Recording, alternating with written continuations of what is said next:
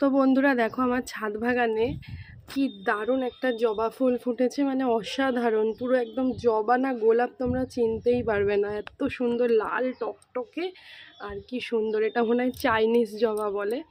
আর এইটা তো জানো লক্ষ্মী জবা। আর এই যে দেখো আমগুলো ঠিক কতটা হয়েছে, সব তো হয় না, অনেক নষ্ট হয়েছে আর কি, তার মধ্যে কিছু কিছু আম ছোটো ছোটো গুড়ি গুড়ি হয়েছে, বা জানি না এগুলো কতটা কি থাকবে।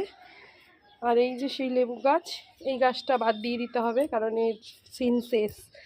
আর লঙ্কা গাছে ফুল ফুটেছে, লঙ্কাগুলো বেশ বড় হয়েছে, আর প্রায় দু সপ্তাহ পরে লঙ্কা তোলা যাবে, বড় হয়ে গেছে।